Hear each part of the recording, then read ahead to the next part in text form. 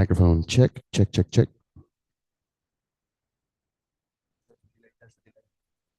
You need to wait a little bit and then you're going to hear what I'm saying. I saw it was like a 30-second delay or something.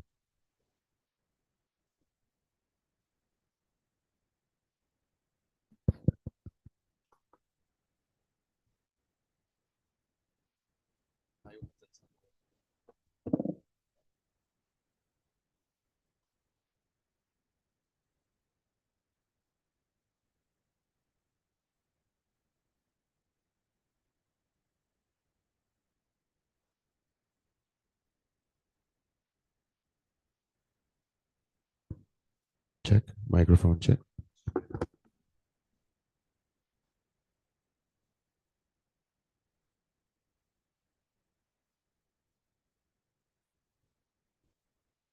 Microphone check. That's one.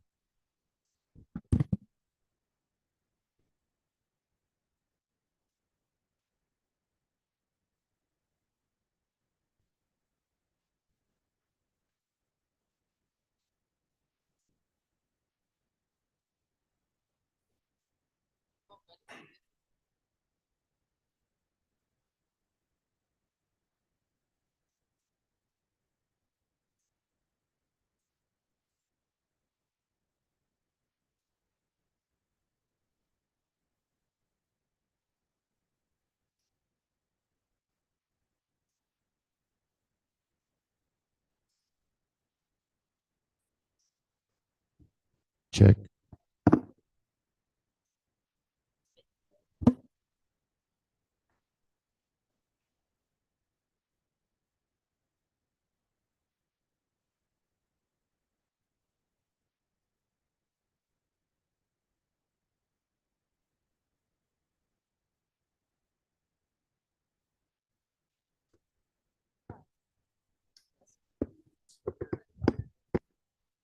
Check, check.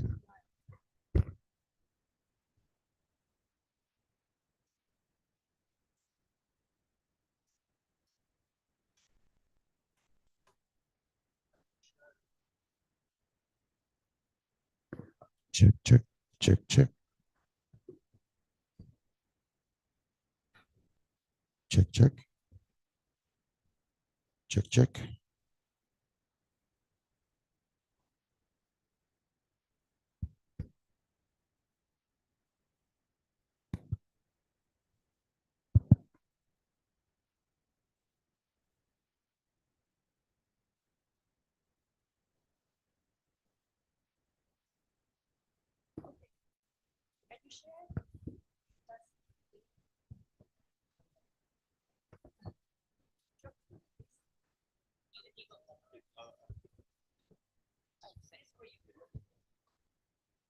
So a little bit over.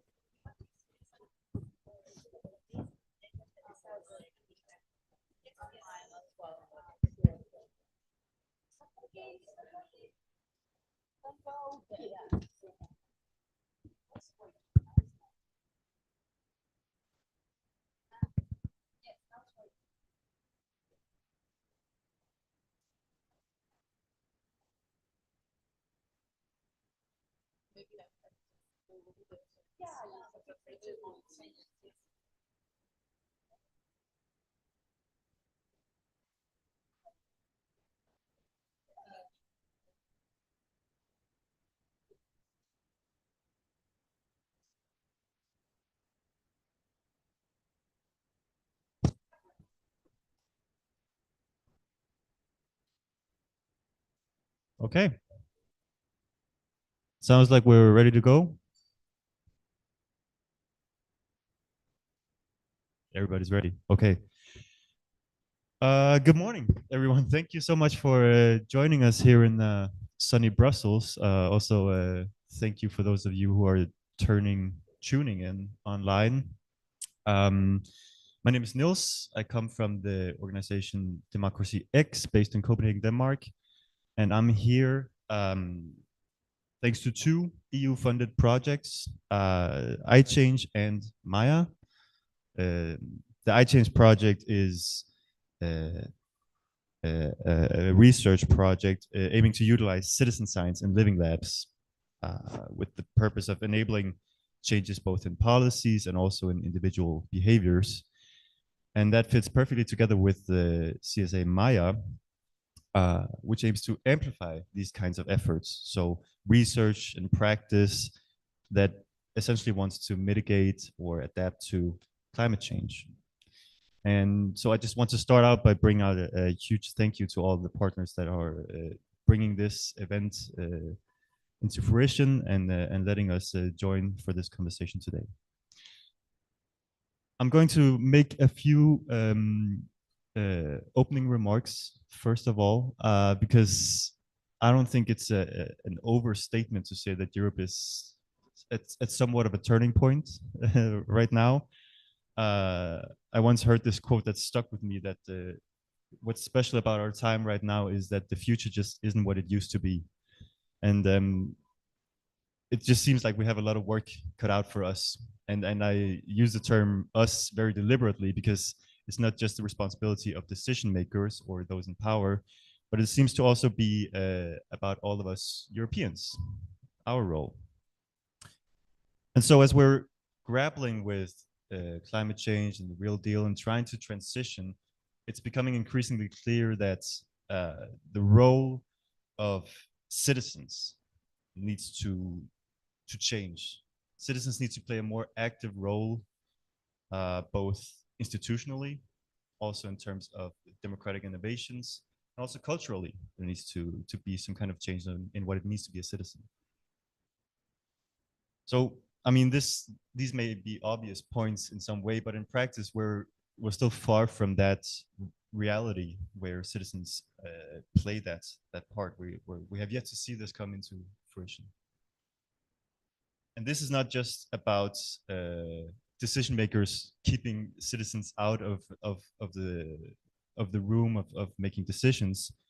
I read Peter Sloterdijk, I'm not sure about the pronunciation of his name, but he said that Europeans like to call themselves Democrats, not because they claim to be carrying the responsibilities of our community, but because precisely that means that they don't have to worry so much about democracy.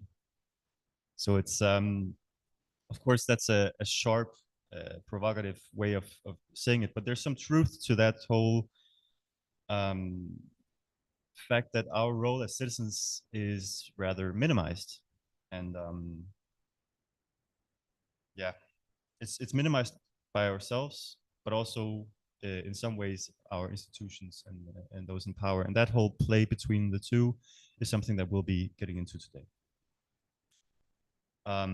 Because of course, this minimized role, thinking of democracy as something that enables us to not take part so active, that can't continue. That can't be our path moving forward. Especially if we want these transitions to happen, both sustainably, but also towards a more resilient Europe. If we want those to be democratic, if we want them to be just, if we want resilience to be a part of the European fabric, behaviors need to change. And that's not just behaviors among citizens, but it's the way that we organize and process in our institutions, the way our policies work and the way policies are enacted. So change, that's the name of the game today. And we've collected some of our finest thinkers, practitioners, decision makers in this room today for a conversation on this very topic. And we'll be guided by them through some of these points and perspectives. So I am going to very soon give the floor to our keynote speaker, Teresa. Following that, there will be two panels delving into two different perspectives on this topic. And then, of course, we'll be having space for questions here in the crowd, or also if someone wants to chime in from the digital space, we'll try to accommodate that. But first, I'm going to give the space to you, Teresa Scavenius, your PhD at the, well, your PhD and you're a member of the Danish Parliament. And I'm going to give you the next 10 to 15 minutes. Thank you. Thank you. I think I'll just move over here so I can see my slides. Yes, but thank you. I'm really looking forward to the discussion we're having afterwards. I'm a researcher from Copenhagen at Aalborg University, where I have been studying climate change, democracy, democratic theory for many years. And then for almost 10 years ago, I started running for parliament because I was kind of researching how the world, we just talked about it here, how the world is kind of falling apart, both climate-wise, but also in democratic terms. And I thought, okay, I kind of sit here as a researcher describing it, but I can also, as a citizen, go out and try to stop the development. And now I then succeeded 2 years ago to come into the Danish parliament. And what is something I want to tell about today is really some of my experiences about how hard it is for a citizen-based approach to politics today. And it's just not just about the engagement, but also how it's structurally and institutionally not, or it should have been institutionalized. Yes, I'll see it like this. Yeah, so I really want to give some examples of how citizens can decouple from politics. And one of my main points will be that when we talk about citizens engagement, citizen participation, we are often focusing on the legal rights, free and fair elections, and that's what we call democracy, which is really, really important, obviously. But there's also other challenges, and that regards my figure over here, that it's like the citizen vote, because the way we often engage in politics today is via our parliaments. So it's really important how the parliaments work together with the governments and also the administration in order to maintain the citizen-based approach. So it's not just about how the citizen vote, but it's also what happens afterwards in this circle of politics. And one of the challenges I see, in at least in the Danish parliament, and that's my case, so to say. So I speak from the Danish perspective, and I hope maybe others know more about other countries, when then we can reflect or discuss whether it's worse or better in other countries. But what I see in Denmark, and I see it also at the European level, is that we have a lot of legislation that is going over to the more technocratic side. So this administration that makes the decisions. So we have in Denmark a lot of laws that is not content, but it's more like delegating the rights to the administration and to the government to decide on this area. It could be healthcare, it could be environmental cases, etc. So I see that a lot, and that means that then we have more laws not based in the parliament, but based in the administration, where they have the authority and the rights to decide. Then citizens are decoupled, because then we can have citizen voting for a parliament that is more green, that happened in Denmark, for example, but we don't get that green politics to that extent, because the administration have a lot of authorities just to decide otherwise. One example is oil projects in Denmark. The decision on whether we should have new oil projects is decided by our Ministry of Energy at an administrative level. So regardless that the Danish people voted for more climate politics, they didn't get a change of the oil politics. And also, I just read it yesterday, that also at the European level we have, with this new rearmament politics, if then we have to need to go sideline the European Parliament and then use some clauses that allow them to do so. But it's kind of the same trend, that we want to make politics that is without the parliamentarian side. And why is that so? I think that's an interesting question we should reflect upon. Why is it important to sideline the European Parliament or the Danish Parliament? And I just want to give you one example about this with the technical details, because politics, that's one of the other challenges, that the politics is being hidden in different technical details. So this is a little bit technical, but I've just walked you through it. So at the moment, they are negotiating the European Energy Taxation Directive. So it's about how do we tax energy. And they say, okay, the purpose is really that we want to make more green taxation in the energy sector. and that's great. It fits with the people. They want the more green politics, so it's really nice. But then the question is really is it that done? And then it shows that it's actually about whether this taxation is based on CO2 emission per tons or in kilojoules. And I guess I'm not an expert in that, so I was also, does that matter? But then I realized, yes, it does matter, because in the one side, if you measure the taxation based on tons, then, as I write, then coal is should be more expensive than oil and gas. But if you tax it via kilojoules, then coal becomes cheaper. That means that we have a directive right now saying we want to be more climate politics aligned, but in reality, on the technical level, we can see, no, it's actually the opposite. Coal becomes cheaper right now. So that's just one example of that. This is completely decoupled from a citizen approach, because we talk about climate politics, but we don't talk about technical details about how to tax and how to measure what we should be taxing. But then we have other people that actually do know. And that's the second challenge. And that's really what I see really is a strong focus we need to address. And it's really that the interest group are really powerful in politics. And they are powerful not just on the kind of public side. It's much more deep. They collaborate so closely with the administration in order to define, develop exactly with the directive. I don't know exactly whether it happened, but I'm sure that there have been some interest stakeholders being on the table when they discuss how to tax, whether it should be tons or kilojoules, etc. And in Denmark, this is even, you can say, really getting formalized. So we have a government that is really saying that we like to have these interest group within at the government table. So that it applies for the agriculture, it applies for healthcare, it applies for the industries, and they said this is really the method we should go forward, because they are really the ways we should design our politics.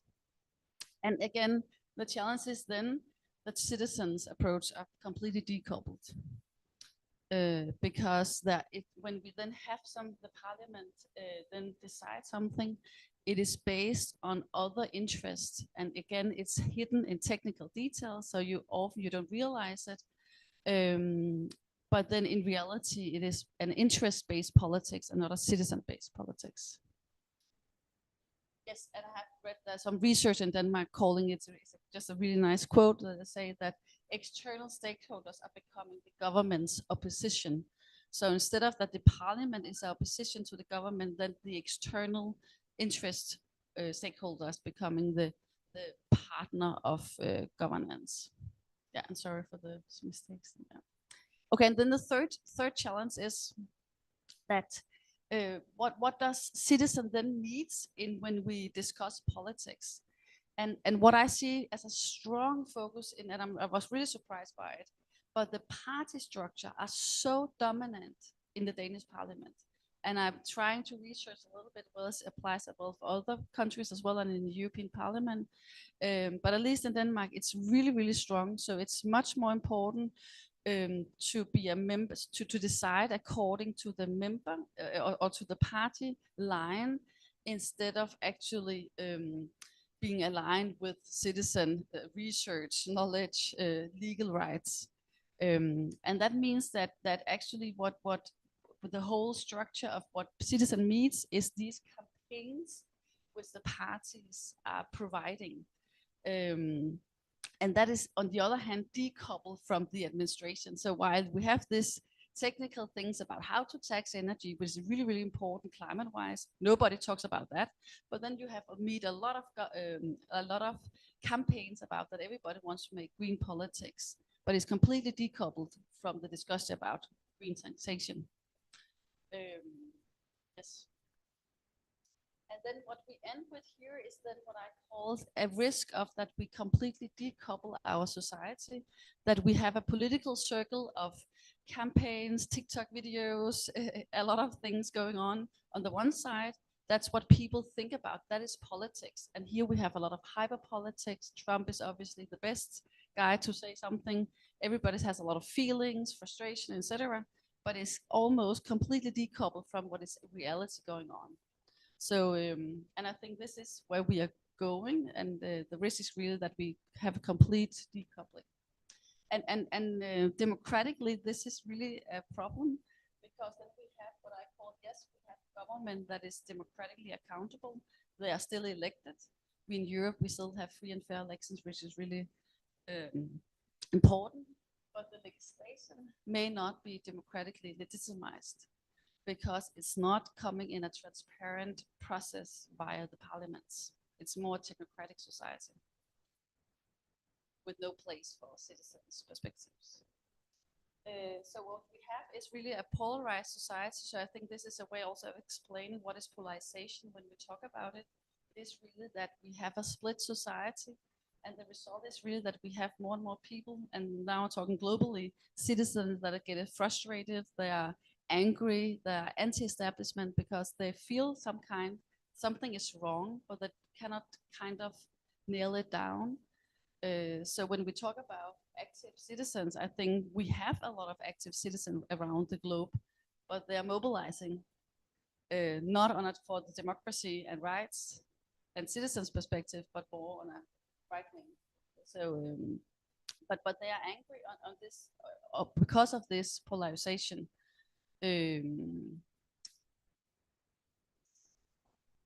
So politics is reduced to campaigning, and then we have a technocratic society on the other hand. So what is my one point I want just to reiterate, so you get it with you, is really that rights are not enough when we talk about democracy and citizen-based societies. We need to think about how citizens' perspective get part of legislations as well. And then I have a couple of points to that, and then I will be done. But I just wanted to reiterate that we obviously have different ways of have regimes. We have the autocratic society, and then we have these two democratic society where we have electoral and liberal democracy. And this is really the standards ways of, it's coming from a democracy report, where it's standards way of categorizing what type of societies do we have. And we are really pleasured by that we have a liberal democracy. But what we should be aware of is whether we are dragging towards a more electoral democracy in different countries in Europe, because the global trend is, I think I have it. Yes, the global trend is really, according to the reports, that we have fewer and fewer societies democratizing, and more countries that is autocratizing, and that's the number down here. So we have a lot of countries that go in a direction that is more authoritarian. And over here we can see that the share of population which people are living in democracies is getting smaller. So that means that the rights at all to meet here, speak, be critical is a privilege for fewer people. We should be really aware about that. But as I said, but it's not enough, because it's also about what is actually what I call the knowledge base of good governance. And that's my key point here in the final slides, because when politics are becoming more technical and detailed, it's actually very difficult for citizens to engage if it's only via campaigns and not via real knowledge about how our society is organized, but how get people access to that knowledge. And I think the EU has really a lot of ideas, and I see them implemented in many directives where they really actually have tried to say we should have good governance practice, we should have transparency, we should have participation. They have made this Free Media Act, which is just been it's been implemented right now, where it's about we should have a stronger media focus. There's a lot of conventions about having the citizens should have access to a lot of. So we have actually the paradigm is quite strong on the paper, but in practice, I see a lot of governments and technocratic systems kind of not following these ideals. And if we take the case from Denmark as well, there's a lot of examples that kind of hollow out this good paradigm of having a transparent governance system. We have a problem with little access to government's documents, and that means that journalists, researchers cannot get the real numbers. Have read something about the healthcare system, where there's a lot of the numbers, the economy behind the healthcare system is not publicly available. That means that healthcare researchers do not know or cannot make the analysis. So that makes it less easy for citizens to have a public opinion about healthcare, for example. And as I said, we have this very strong party discipline undermining the negotiation and debate about the legislation, because they need to decide, or they have to vote for or against the legislation, so they cannot really discuss it. The whole working condition in the parliament is really, really bad. It's like bad, what's called time, and we get all the documents often very late, etc. So it means that it's really hard to make a good parliamentarian work. And what we have seen over the last 20 years is really also in Denmark that that's been crowding out on research independency. That's just next week I have to discuss a law proposal about how to make the education system a little bit less independent. And a few months ago, it was about how the boards of the university get more politicized. So there's a trend towards that our university in Denmark get less independent. And that means also that we have fewer resources for independent journalists. And EU has actually criticized Denmark, but we are not really listening to them. So it's just to give you a lot of examples of that we have this, we are in a fantastic place, we have the rights, and that's a privilege compared to the rest of the world. We have the ideals, we have the EU, we have a lot of ideas about to do it right. But even in Denmark, which is supposed to be the perfect place of citizen-driven politics, there's a lot of problems. So I think the solution is really that we should have less campaign, less hyper politics. We should have more recoupling to real politics. We should regulate all the interest groups that is dominating the technocratic side of our system. And then we should acknowledge that citizens can, yes, be directly engaged via demonstration and a different citizen council, etc. But really an important thing is to get knowledge about the real politics, and often that goes via institutions such as independent media, independent researchers, independent institutions, NGOs, as some of you are represented here, because as a citizen it's a too hard work to follow up all these technical things, but NGOs, researchers may do if they have access to the knowledge.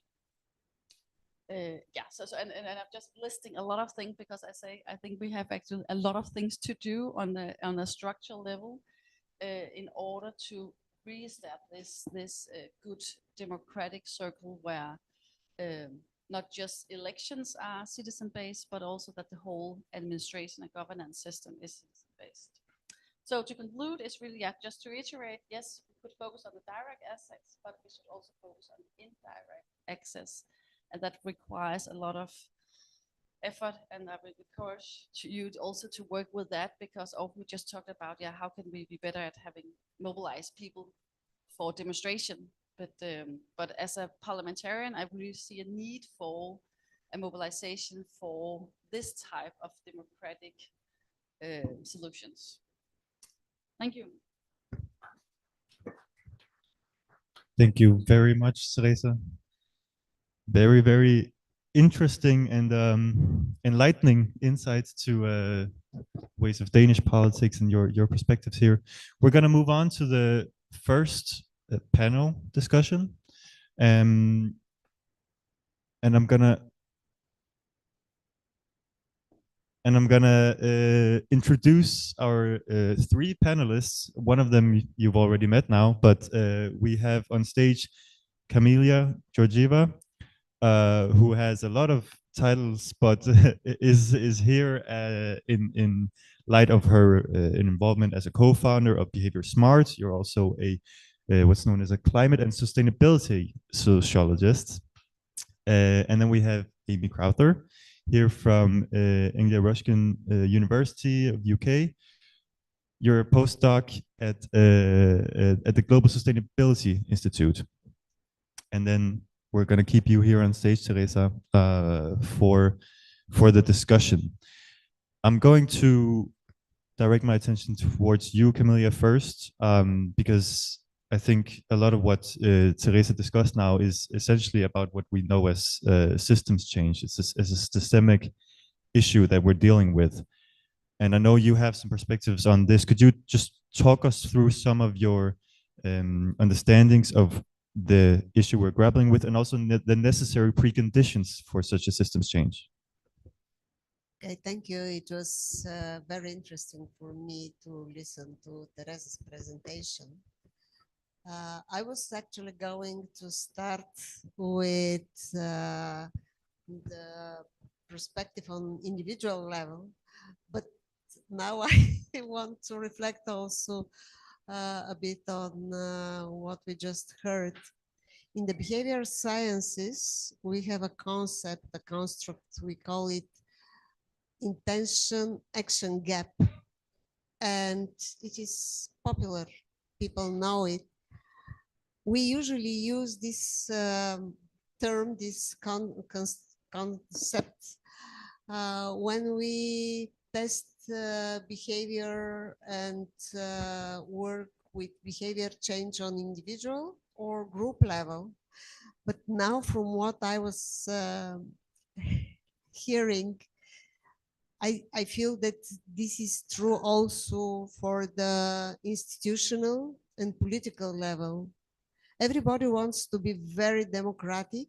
Everybody knows that it is good to be, but then when it comes to the implementation and doing things, somehow there is a sometimes very small gap which doesn't cost a lot. It requires small investments, but the actions need to be done. If I have to further introduce myself, I'm on the side of the doers. Yesterday, I was attending the Climate Action Act annual event. Is this the title? Yeah. So there was a very strong statement that it is time to bring together the planners, scientists, and doers. I'm representing the doers community. But also speaking about where citizens are in the process, I also want to refer to something what I heard yesterday, because you asked me whether I was inspired by yesterday's meeting. Yes, I was. There was a statement in one of the groups that it is not about only giving a seat to the table for the citizens. It is about redesigning the table.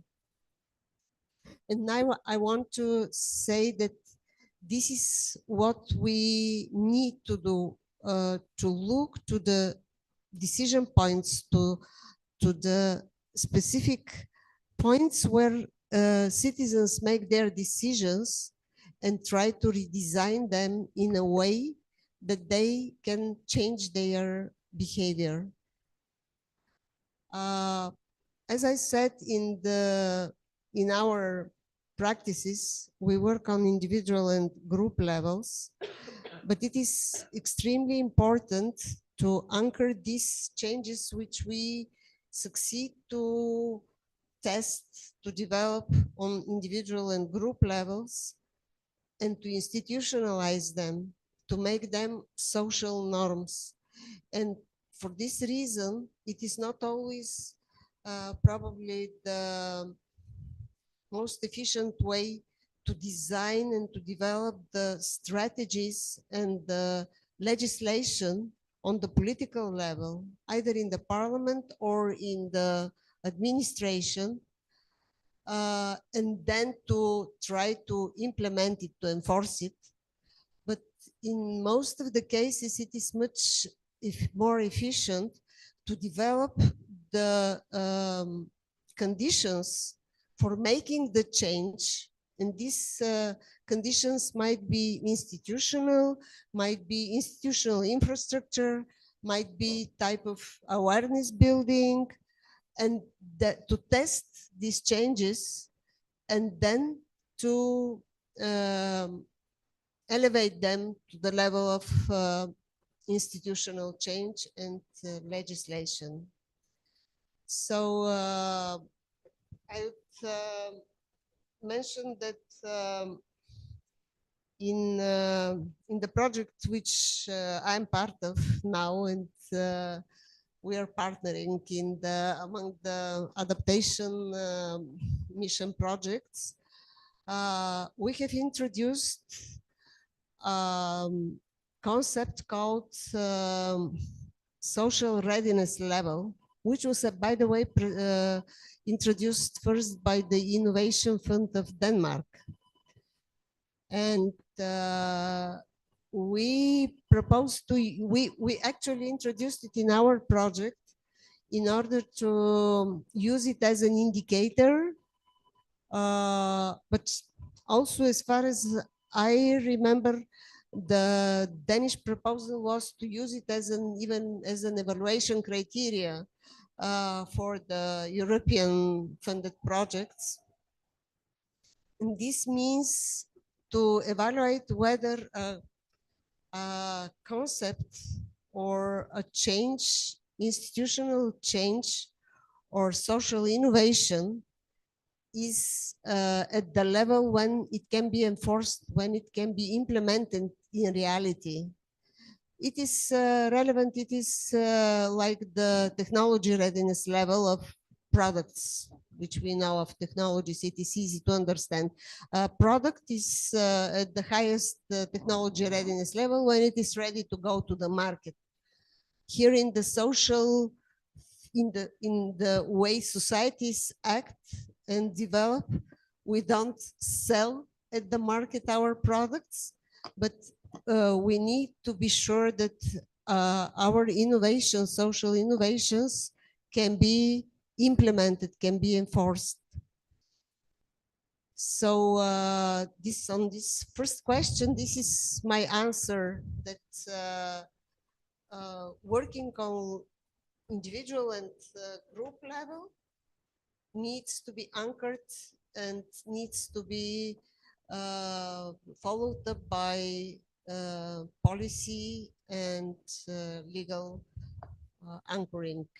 So it's essentially embedding this notion of some citizen perspective or some kind of acknowledgement of the citizen needs in some kind of institutionalized ways of doing things. So as the societal readiness level indicates, it's a way of thinking where you already in the application process of a project, a EU project, think, well, how does that relate to the European citizen, right? Exactly. And so do you have some examples or some perspectives on the whole notion of timeliness? How early should citizens be brought into this decision-making process?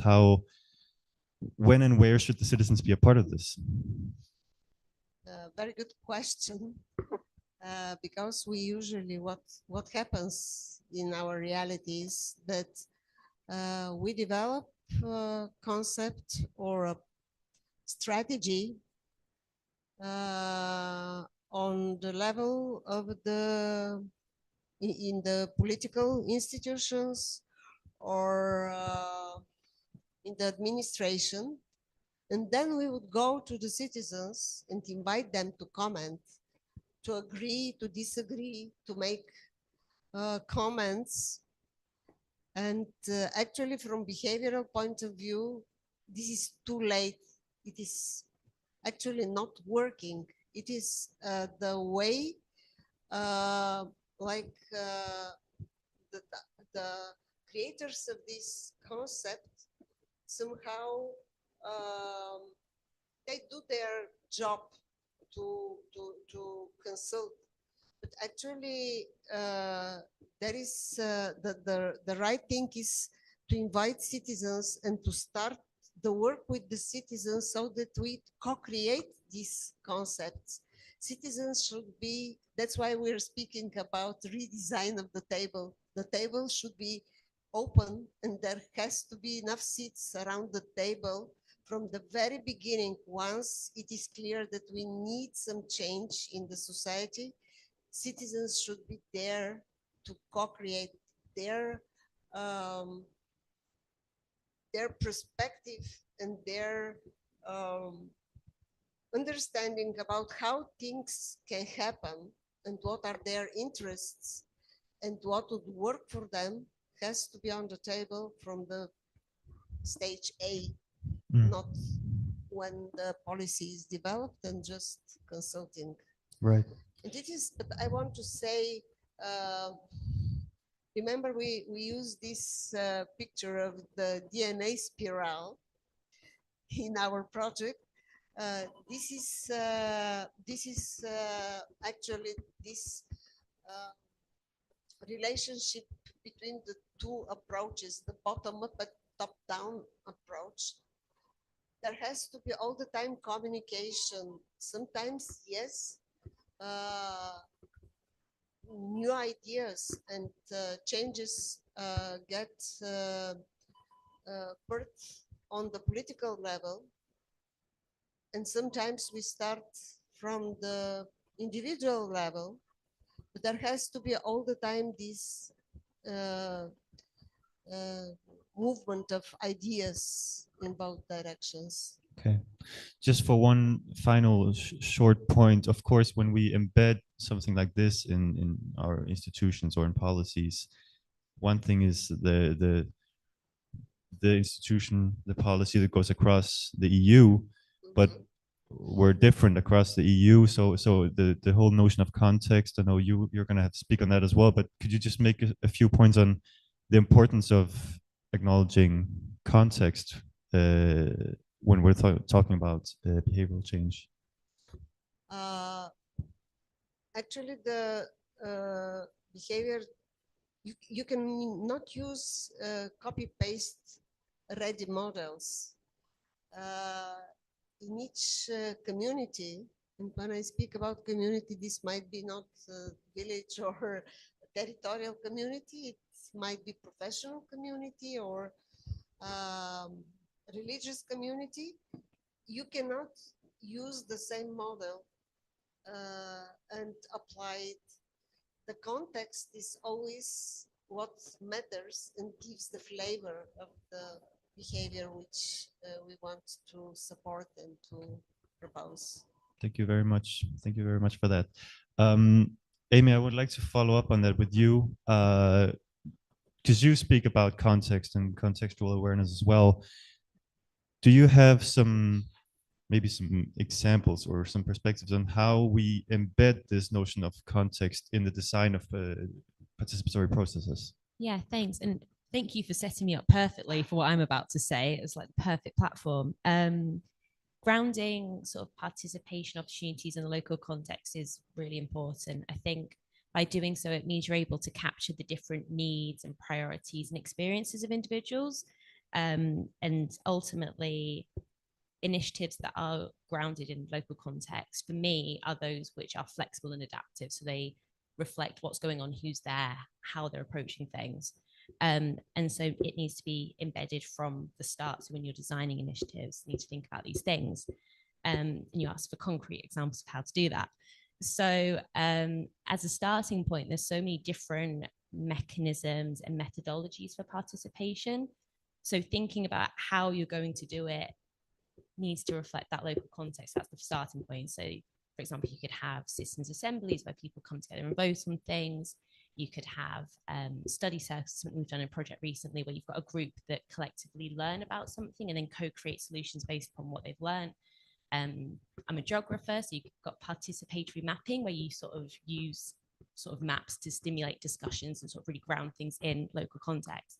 But the format that you use is determined by who you're wanting to engage with and what you're wanting to engage about. So thinking about that from the start is really critical.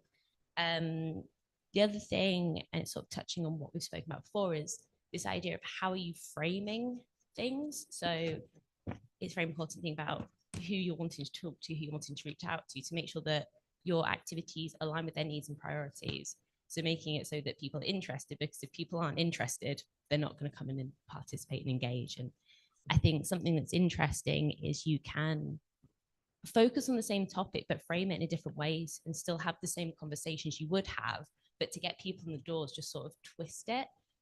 There's a school down the road from me, and this may sound like a bit of a tangent, but I promise it links in. They started Meat-Free Mondays because they wanted to teach the students about the benefits, like sustainability-wise, of a plant-based diet.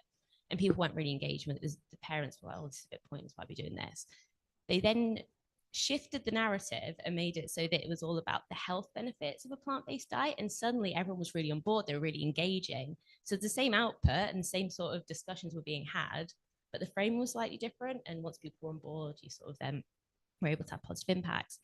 And then I think the final thing, and this is very, very concrete, is thinking about the logistics of how you're developing your initiatives, and thinking about the barriers to participation, how you can overcome them. And I think one way in which you could do that is like looking at the different needs, different responsibilities of people. So if you're running an activity, can you host it on multiple days at different times to reflect the different schedules, different responsibilities? And caring responsibilities is a real barrier to participation in sort of system initiatives. So can you make it so that you've got sort of like childcare responsibilities, childcare provision at an event, so that mothers can attend, fathers can attend, people who have to do those responsibilities. And also from a very, very basic level, making sure that wherever you're hosting something is accessible, both in terms of mobility, but also if you're wanting to reach a certain community, why are you not traveling to them? We recently ran a project where we were hosting focus groups and we wanted to reach certain communities within Cambridge. And instead of hosting it on the university campus, which would be the easy option, we know how it works, we know the technology. We're like, no, do you know what? We're going to come to you. So we went to different community centres and host our events there. And I think that was really critical for getting people and showing that we were interested in their voices. And by coming to them, it sort of really reaffirmed that. That's great. That's I think those are great examples, and I want to just point to what you talked about, the whole framing thing, and I'm interested in the power of narratives and the way that we speak about the role of citizens. And Teresa, you talked about the whole communication aspect, that there's a lot of power in the media outlets, the TikTok, all the headlines that we see. What do you see, Amy, as the needs in terms of changing the way that we communicate things and the way that we shape narratives of what it means to be a European, what it means to be a citizen? What are your perspectives on this? It's a big question. So I think communication for sustainability transitions in particular is really critical. And I think it needs to happen at multiple points, and it serves multiple purposes, for bringing people on board and wanting people to change their behaviors. You of course need to tell them what they need to do, how they need to do it, and who's there to support it. Because you can't expect people to make change if they don't know what they need to do or why. But I think something that's really critical with that, and it links with this idea of narratives, is who are you getting to share those messages and who are you getting to share those narratives? Because there's power in who is sharing information, how they're sharing information. I'm currently working on a project called the Shared Green Deal. It's an EU Horizon funded project that is really focused on bringing different stakeholders into sustainability initiatives. And to implement these sustainability initiatives, we've partnered with 24 local partners across Europe. And it's these local partners who are designing the initiatives. They're the ones that are implementing it. They're the ones sharing these narratives. And I think there's real power in the fact that because they're embedded within that local context, and in fact, what I was saying before, they're able to communicate the ambitions, the actions, the support mechanisms available in a way that is really clear, really effective, and sort of the local communities are engaging more because they're like, well, you understand me, you understand where I'm coming from. So in a way, I think there's an element of trust, and that's really helpful. Something else that's coming through with that project, and I think as well, it's this other element of communication, is it's not just about what we're doing, but also the impact that's having. And that's really, again, powerful, because I think often we focus so much on what still needs to be done that we're not giving ourselves credit on what's been done so far. So this narrative of, sort of like saying what's happening, and we're realizing that people are really happy to participate in activities and they're really happy to shift their behaviors, adopt alternative approaches when they can see that they're having an impact and that there's these positive sort of outputs occurring. So really critical to incorporate that communication into it, just to make sure that people can see that they're having a positive impact. Okay, I'm gonna ask one last question. I'm gonna have to ask you to keep it a bit short, although it's another big question. So there's a saying that social change happens very slowly until all of a sudden it doesn't. Could you make some comments on the whole aspect of linearity, of positive tipping points, that whole thing, and changing across society? I can give a very, very short answer, which is it's not linear, but I assume you want me to elaborate a little bit more than that. So if you think about behavior changes and processes of adopting new practices, shifting behaviors, it takes time, particularly if we're thinking about sort of engagement with new technologies to support sustainability. It takes time to learn how to use a technology. It takes time to shift your practice, see how it fits into your lifestyle. So that's really, really central. It needs to be better, in my opinion, embedded within initiatives and policies, for two main reasons. One, so that when we're sort of forecasting potential impacts, it's not like you implement new technology and, oh yes, we've got the perfect solution and all the impacts are achieved like straight away. We need to think about sort of the lag and how it can take a bit of time to reach those benefits. But also in terms of the fact that if you're asking people to change their behaviors and shift approaches and adopt alternative practices, there's a need for support, and this needs to be sustained support so that they are guided along the way so they're able to support to do it. And it's that like non-linear nature of it. And something that we found is that thinking about where this support comes from is critical. And we've recently, as part of Share Green Deal, focused on peer-to-peer learning and peer-to-peer support, and how people really appreciate learning from those who've gone through similar experiences and share that like experiential element. So it's not just this sort of from a book, oh, this is an assumption that you install a heat pump, for example, and it works this way. It's more, no, it takes a while and I've had to do this, and actually it had a negative impact in this way, but the positives outweighed that over time. So just sort of having those frank, honest discussions and sort of sharing how it's a process, it's messy, but it's worth it in the end. Thank you very much. A very short sentence, yeah. I only want to add the word testing. When we are speaking about changing behavior, we need time for testing of these changes. It takes time. That's why we have to test, and we cannot transfer one model to the other place. Thank you very much. I want to conclude this panel with thoughts from you, Teresa, and I think it's an interesting point, the whole thing about we need time and thinking of this whole non-linearity thing in change, and still there's urgency in what we want to achieve. Could you share some perspectives on what you heard just now, and then also maybe this whole specter of grassroots movement that go someplace and are still limited to some degree? There's the bureaucratic processes that happen, that also there's this whole specter of things that need to change. Could you share some of your perspectives on what's happening here? Yes, yeah, it's complicated, and maybe I cannot nail it completely down, but I think one of the things we are missing today is also a rich civil society, and I think the works and the projects you are representing here are really great in that sense, in trying to maintain a civil society that is not only online based, but actually, and I think that's also what people want, and it's great to hear about all these projects. But if we talk climate-wise, I mean, it's so much other things we need on a higher level, and a global level, and a European level, and a national level. So I think when we talk about climate politics, we should not fool ourselves that these projects are a way to that. And that's why I wanted to go into politics, because then I could say, okay, how is our society in reality organized on a European and national level?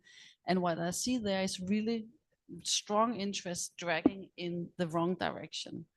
So I think we need to rethink what is our action points here? What should we do when the reality is like that? And that we should be and that climate politics is ended up just being a symbol or just being symbolic politics, where it's in reality it's the opposite. But in reality, I'm quite depressed about that, because I think it's really difficult to change, as we talk about as a change in environmental terms, but I think also in political terms right now, because there's a fatigue, and that was also one of my points in this polarized society. Either people get very frustrated and angry and attack Congress and is really like a supporter of Trump, or else they're just staying home, closing everything. That's the new concept called by some political scientists called news avoidance. So that means people just close everything because they cannot take it anymore. And I feel the same often. So I think we are stranded here in a very difficult place where it's difficult to get out. But I think the key point I just can say, the only thing we need is more knowledge about how things are organized. Because if we don't have that, we cannot engage anybody. And that's really the issue here right now, that we're getting less and less knowledge about different perspectives. For example, I just in the morning read that Trump and Musk has closed down an institute for peace, research something. It's just, it's completely insane.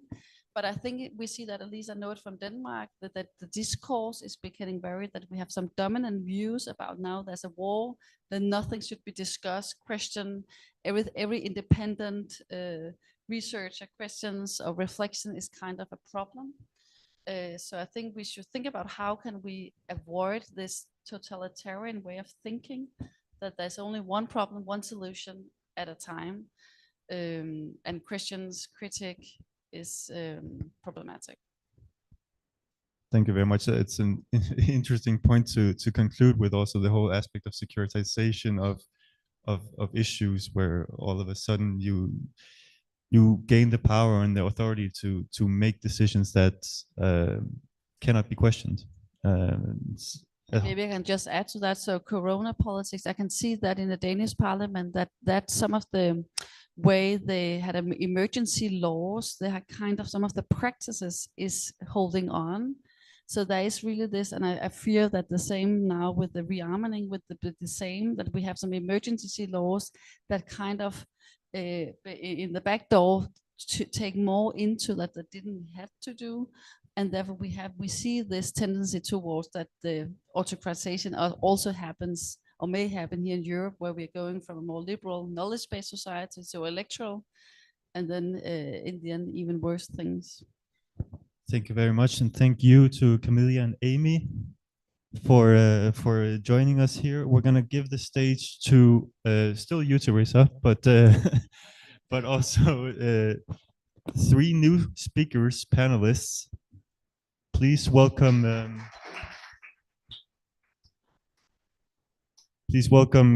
Claude Garcia, Saha Balaganesh, and Anand Jani, and again, Teresa is staying with us.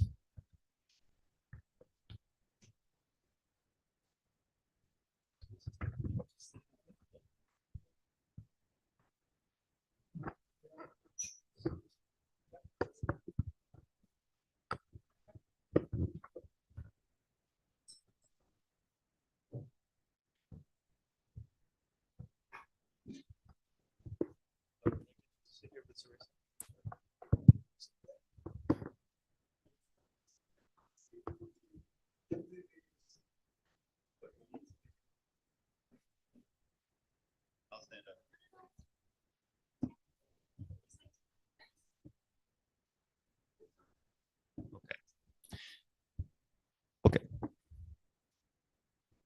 I'm just going to start the conversation, and then if you need us to move around, just tell us, and we'll do our best to accommodate.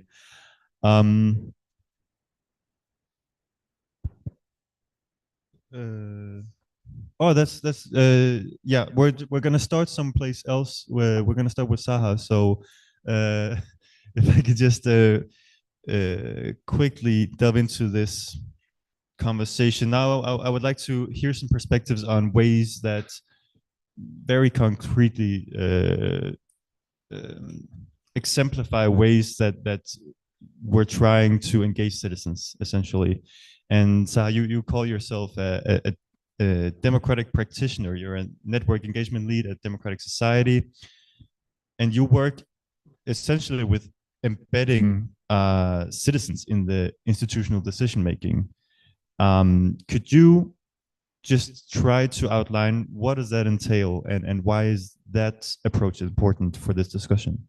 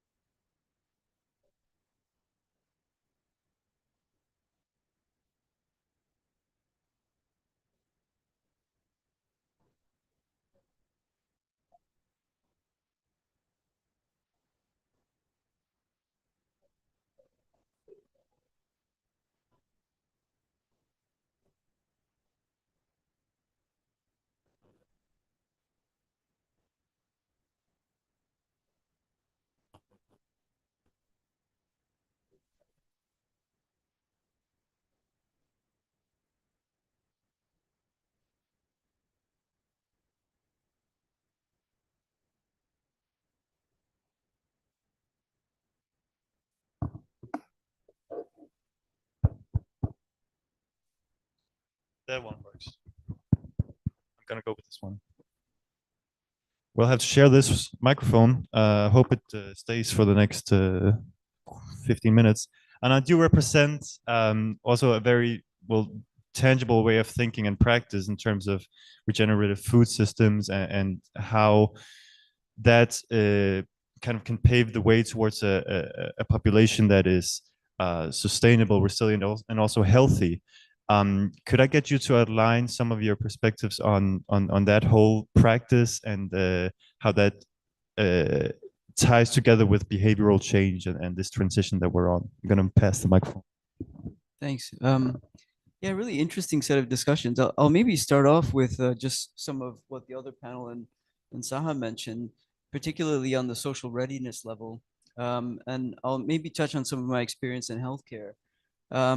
There's a philosopher and sort of a self-described anarchist named Ivan Illich, who wrote a really great book called Limits to Medicine in the 60s. Limits to Medicine. And the strapline of the book was medical nemesis, the exappropriation of health. The exappropriation of health. Now that word exappropriation, I think, is quite interesting because what it means is that our health is being taken away from us. There's a very paternalistic system where you as citizens, you're too dumb to know what your health is like, and you have to go to a doctor. So it sort of touches on Teresa's point about decoupling as well, and this active disempowerment of our societies. And this sort of touches on some of Raghuram Rajan's points in the third pillar. Raghuram Rajan was a former chief economist of the IMF, and he wrote this book called The Third Pillar in 2019 that looks at this rise in global populism. And he talks about the state, the market, and the community, and the power imbalances between the three. And he says that the state and the market in many societies duke it out amongst each other for power, and it's always at the expense of the community.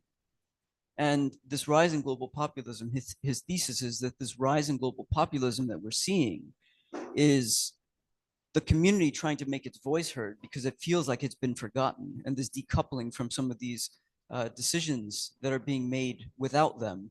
And again, in healthcare, what we try to sort of advocate for is this phrase, no decision about me without me, to get away from the paternalism that is embedded within how healthcare is actually delivered.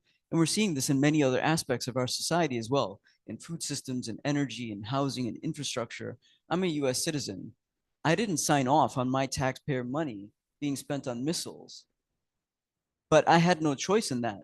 Nobody asked me, nor do I as a UK citizen, I'm a dual citizen, have any say in my money being spent on missiles that are being used to kill people. I have no say in this. So this notion of regenerative food systems comes from Professor Molly Anderson. And it isn't just looking at sustainability and resilience. It's actually trying to take a much more proactive approach, sort of similar to what Sahab was mentioning, where the community actually takes back power from the state and the market. So it's about rebalancing the power distribution so that they can make the decisions that matter to them. Because otherwise it feels like there's all sorts of distractions, with this thing, this active communication with politicians and policymakers, this notion of knowledge with all the misinformation and disinformation we have. It's not such a clean task. And you have that in healthcare as well. There's a lot of BS out there, and navigating all of that to be able to make a clean, clear decision is really difficult. And I don't think it's sort of a foregone conclusion that everybody has the opportunity to do so.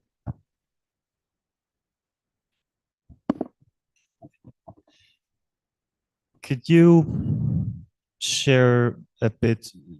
You're kind of pointing to some of these barriers of between our reality and regenerative food systems. Of course, we have a food system in the EU, and moving that or transitioning that towards a regenerative food system, there will be barriers. Could you try to outline some of these barriers a bit more?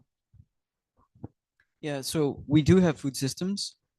We don't have any say in how those are really designed. They're very top down. And the barriers will exist and evolve over time.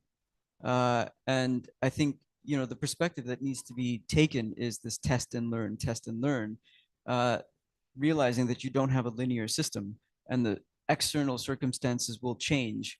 So in terms of the barriers, I think one of the biggest barriers is the sort of mental mindset and the mental model of people that when they come up with a solution, they won't need to change and adapt. They will need to change and adapt over time. And the regenerative food system is this word regeneration, is that they're looking at all pillars, and we're looking at food system, not regenerative agriculture, because you're looking at all pillars of the food system: primary production, so the farms, processing, distribution, retail, consumption, waste, the entire spectrum in the value chain. And I think the biggest barrier is the mental model, accepting this disempowerment, this top-down disempowerment, as you would in healthcare. I have no choice. I'll go to the doctor. I'll do whatever the doctor says. That sort of disempowerment, I think, is the biggest barrier. So I think the citizens need to communicate with their neighbors, communicate with their community, and come together for collective action to actually redesign the food systems, to talk to people, and to get started and realize that there will be problems and barriers, and then test, and iterate your solutions. Thank you very much for that. I'm gonna move over to you, Claude. And you brought a couple slides, but 241 slides. We're gonna go through that in the next 4 minutes. You're a professor at the University of Applied Science in Bern, and I think what's been touched upon a lot here is something that you also speak about, which is institutional failure. Could you try to outline how some of that relates to your perspectives here? Thank you very much. I would like to start with the point you just made, which is perfect. I agree with that. It's that the biggest barrier is the mental model. There are many things that we have understood over the last 10 years working on these issues. I come from ecology. I used to measure trees, so please be lenient with me. But we've come to explore and try to understand why we fail, individually and collectively, to make change.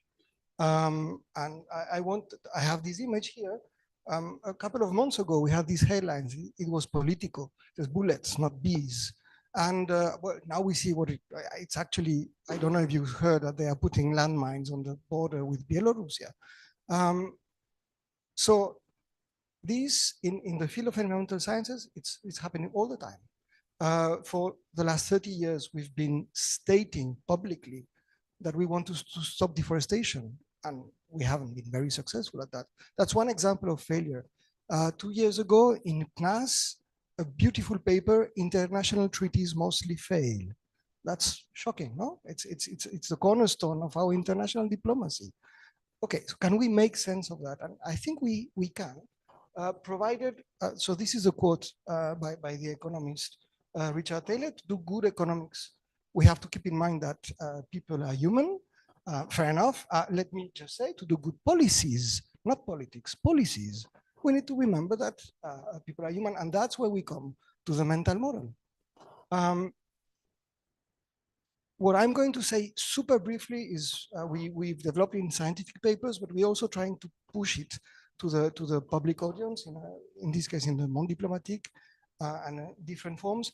I want to tell you why we fail to stop doing something. And I want you to have a simple idea. I'm Spanish, I am from Valencia, and you heard about the Dana in October. More than 200 people died. I'm going to take it's a painful example. Can we try to understand why these 200 people died? And they died for basically 4 different types of reasons. People didn't hear there was an alarm. They didn't receive the notification. Therefore, they were at ease, and then they draw. Okay. People that are uninformed do not act meaningfully because they lack the information. Fair enough. We understand that. But people might have received the alert, and they say, no, it's a test, it's a trial, or it's a fake news. If you don't believe the information you have received, you deny that, you will not act accordingly. You will actually, stand your ground, resist. Let's say that you have received the information that you believe it's true, but you have more important things to do than to put yourself in safety. Maybe you need to save your car, because if you lose your car, tomorrow you're never going to go to the job. And people drowned because they were trying to save their cars. If you have more important things to do than to act on the information you have received, you are busy doing something else. Maybe because you're making money with the situation, maybe because you don't, you have other priorities. If you're occupied, you're not going to change. And finally, you might have received information, you might believe it is true, you might say, yes, it matters, I care, but do I have the means? Can I? And if I'm trapped in the room and I don't have the key, then I'm dead. And of course, so we call these concerns. So of course, this is, you understand that the case of the Dana is just a metaphor. This is how we fail to change in a household, in a company, in a society. Okay, the demography, as long as we are uninformed, deny, we are busy doing something else, or we're concerned, change cannot happen. So in order for change to happen, meaningful change, in order to become what we call architects of change, we need to open these four gates, which are information, beliefs, values, and means, and these are completely different things. Science are very good at producing information, and we completely fail at addressing beliefs or values, or very badly. We will never change someone's belief by piling one more scientific paper. Believe me, I tried for 30 years. Doesn't work like that. Okay? And the discussion on means, that's where the democracy comes. That's where the capacity of citizens to actually be engaged. Do you have a voice? If you don't have, then you are sure you will not be an agent of change. So for any meaningful transformation in the demography or in any other system, we will need to open these 4 points. And I would like to maybe, I could speak for hours, but if I want one thing for you to take home, is that we have found a shortcut.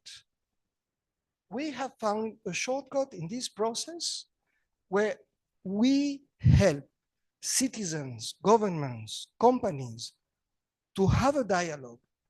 There is a problem with that. It's extremely expensive in time, in resources, in energy. We have found ways to make this dialogue cheap, fast, and efficient. And this, we are trying it. You're going to be surprised. It looks like that. It uses games, strategy games, designed to represent the mental models of the citizens, designed to represent how the world really works in a given landscape, in a given space, in a given system. And then we invite citizens to play until they say, this is my reality. And then we can take it to policymakers and put them for 2 hours or 3 hours in the shoes of the citizens. And finally, then you actually create a vehicle for a dialogue. It doesn't need to engage 2 million people talking. We have found a way to make this dialogue cheap. It looks like that. So these are sessions. People develop strategies, they make mistakes, they fail, or they are successful. But then they can, provided those at the table have power, then they can take these lessons directly into the decision-making process. And I will finish with that. We are now currently testing these methods with the government of Colombia, developing a social just transition, phasing out fossil fuels, where we represent government, companies, and citizens talking together to try to see in which directions the system can go. And we've seen conflicts emerge. We've seen deaths because the hospitals closed. We've seen the capital leaving the country and creating jobs. So we have seen all the cases. None of the players know what is the solution, but together they look for options and for solutions. And then the people you see here, they are all government officials from 5 different ministries: energy, finance, labor, medio ambiente. They tell us there is a before and an after we play this game. That's how we can formulate better policies. Thank you very much, Claude. That's very insightful, and I think we're gonna conclude from you with that, and move on towards Teresa. I recently tried playing a board game called Game of Thrones, which took a few hours to set up and just as many double hours to play. And I'm wondering if there's a possibility of a board game where you explore legislation and how to make that more democratic. It'll probably be a bit more complicated than that even. I want to touch upon something with you, Teresa, that has been mentioned, especially by you, Anand, the whole question of power, which to me is like an elephant in the room here, in the sense that more responsibility to the citizens, giving the citizens a more active role, is also sharing power. So decision makers sharing their power with citizens. Is there some kind of conflict there? Is there some kind of barrier or resistance against that? And if so, could you try to outline that? Thank you. Yes, and I think I actually have 2 points, and then one of them is really good connected to what you're asking right now, because I think what you just said about that people feel the lack of means, and that is obstacles towards action or anything, is really, really a key point. So all the people I was talking about that is frustrated and is just closing their computers and the newsletters, they feel they don't have the means to change anything. So the feeling of disempowerment. So how do we get people feel that they in fact are powerful? But what I want to say is that as society, as the European Union, we are actually quite powerful. We have the means, we have the resources. For example, also in Denmark, we have so many resources. So there's actually no excuse. So the reason why we fail is because there's a power struggle. We shouldn't be we should be aware of that this is a real power struggle. It's not everybody that want to have climate politics. That's not everybody that want environmental politics or healthcare, that people should have access to understanding everything in the healthcare system, etc., etc. So this is a power struggle. And then I would like to come to my second point, which was a reflection upon what you said, because I think it's really interesting that we talk about that this right-wing mobilization, and we should really reflect upon that. Why are these right-wing movements attractive to people? And one of the things I think is really that what we are talking about here is that they are actually kind of as Trump says, want to drain the swamp. It's really about saying that we want to say that you shouldn't just rely on what they're saying. We want to tear this technocratic society down and then just be more what you want. Obviously, Trump doesn't, he will not do that.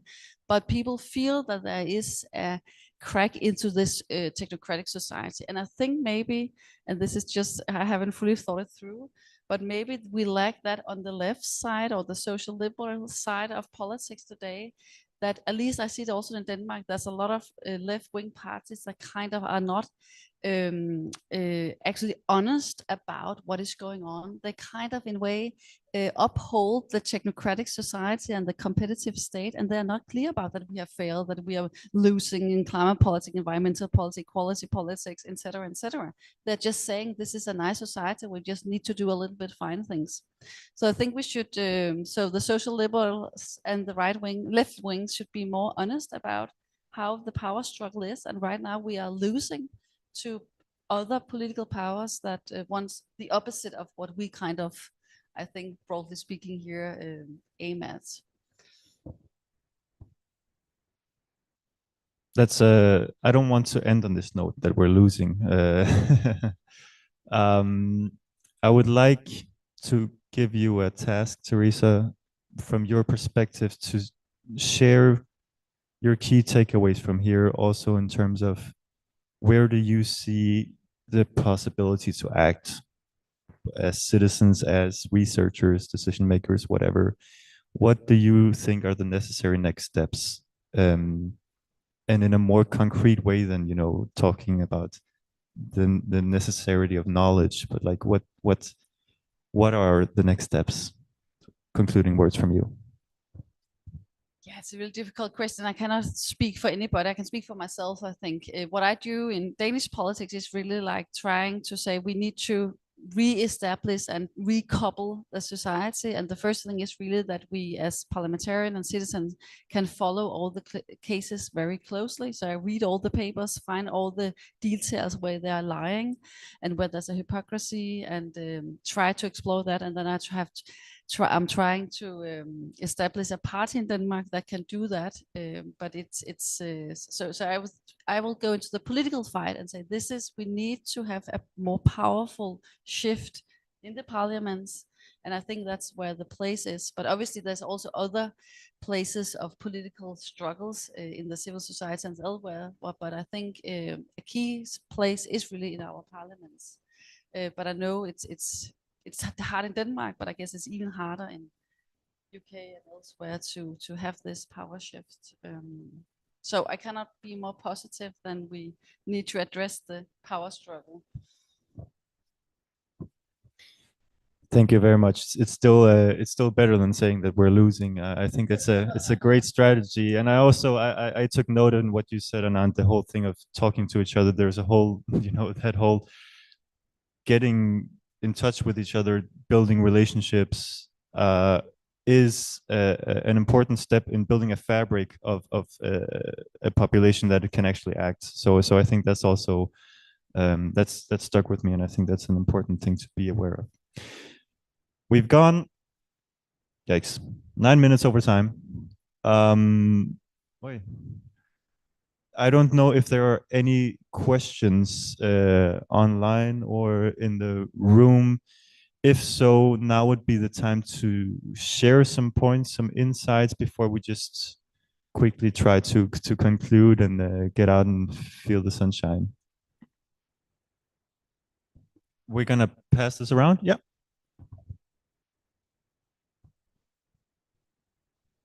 Yeah, thanks. I had maybe one question for everyone. Like, based on your background experience, do you have any thoughts or point of view on another matter that we didn't mention today, on emotion and the role maybe on emotion and narrative? Because Teresa, you were speaking about Trump and Musk, but actually they convinced, a lot of people. So how the role of emotion, maybe using fear or whatever, can have, and maybe based on your experience also, do you have any thought on this?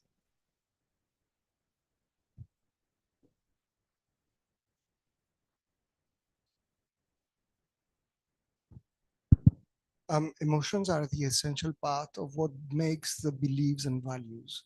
So as long as you don't have an emotional connection to an information, it stays information and it stays there. Yeah, I know smoking kills, but until my father dies of cancer, not touching me.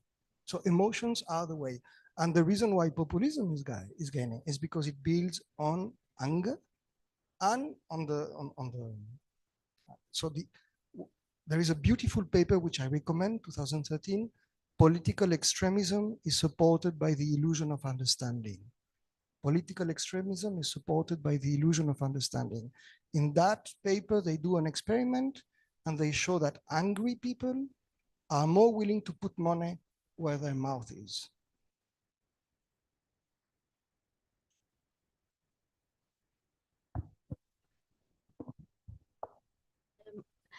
So in terms of emotions, actually, this is one of the new projects that we are working on at Democratic Society on emotions in politics and so on.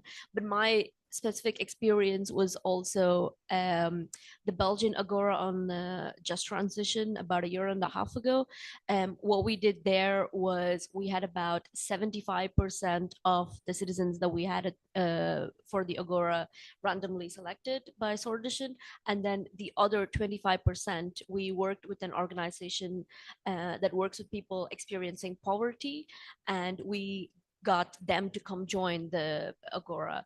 And that was a very, very eye-opening experience, because we always expect these sort of panels in general to be quite emotionally charged, but especially in this case it was, because we could see that people who have not experienced this kind of poverty couldn't understand where these other people were coming from. It's like, well, sleeping on the streets is one thing, And that doesn't make you think about like, oh yes, my electricity prices are up, which is a very valid, obvious concern that we need to deal with. But this sort of citizen engagement gives us this opportunity to be able to listen to each other a lot better.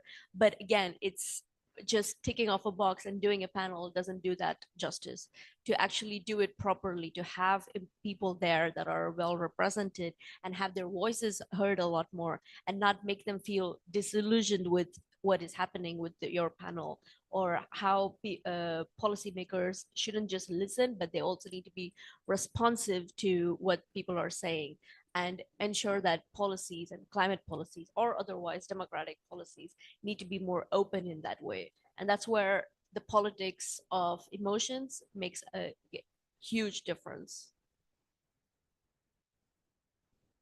Is it on? Yeah. I'll maybe just touch on two emotions. One of trust for the social fabric. So, do you trust your neighbor as a starting point, so that you can have a conversation? You feel like you can have this open conversation with them and come up with solutions to whatever problems you're facing collectively or even individually. The second is this notion of stewardship, and not getting religious or anything like this, but in the Bible, the biblical sort of definition of a good steward is somebody who leaves a land in better condition than when they received it. A good steward leaves a land in better condition than when they received it. So you're always thinking about the future. This sort of touches on some of Eleanor Ostrom's works on commons. And this sort of kind of reminds me of the example that was given on the Meat-Free Mondays. The environmental component didn't really touch them or tickle them in any way, but the health did, because the parents loved their children. And so this notion of stewardship kind of underlying this is, again, not getting religious, but just sort of popped into mind is, sort of love thy neighbor. Again, so in terms of emotion, it doesn't have to be just negative emotions like anger and fear, but it could be positive emotions like trust and love as well. And I think if you start loving people in your community and have this as a sort of bond, it will build that social fabric, so that in terms of these power imbalances, again, from Molly Anderson's work on regenerative food systems, the community is taking the power. They're not asking for permission. They're not waiting for somebody or a politician or an MP to say, here, you can have some power here. No. They're getting together with their neighbors and they're saying, look, we need to do this. Let's get together and do it. They're doing it. They're taking the power themselves. They're not waiting for other decision makers. Thanks for that.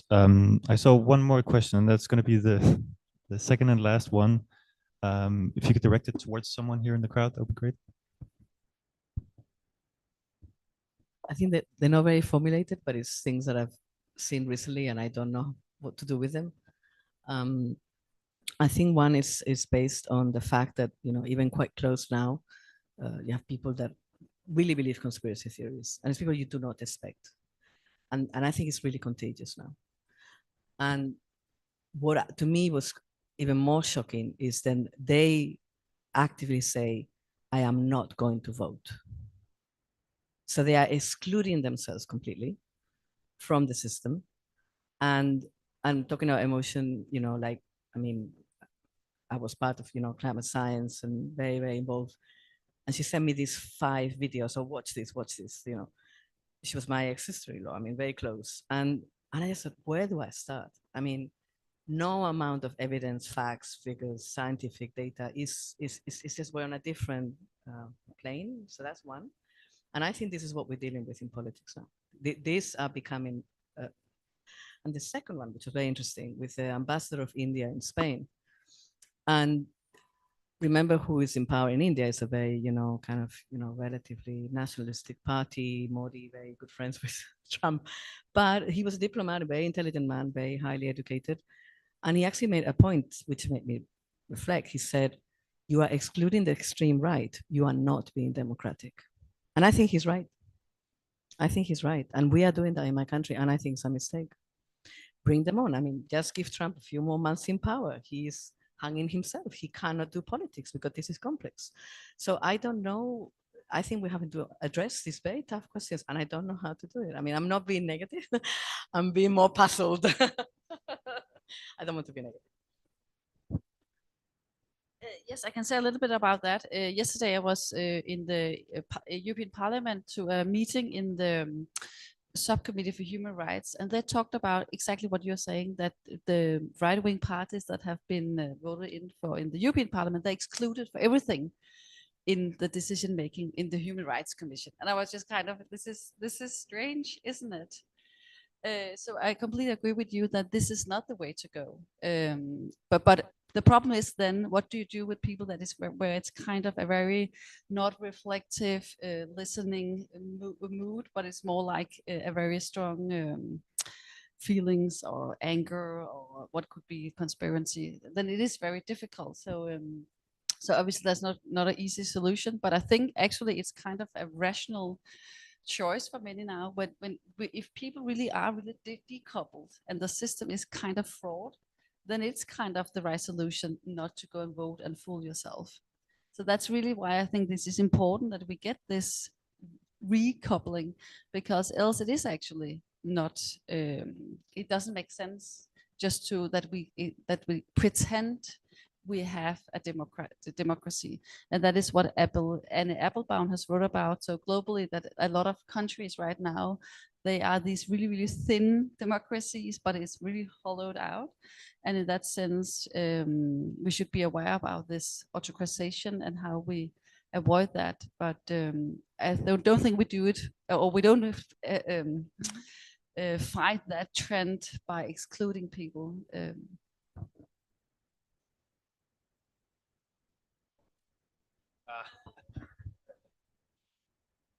Thank you all very much. I think we're going to conclude with this. I'm not going to make any large closing remarks. I just want to say thank you very much to all panelists, to all, well, to you as keynote speaker, but also to all panelists. And then also thank you for those of you who chose to join here in person today. It means a lot to us. And thanks to the people within the Maya project and the iChange project. I'm really happy to have this opportunity to be here with all of you guys. It's been really interesting and enlightening. So we're gonna say thank you, and let's give a big round of applause for everyone in this room.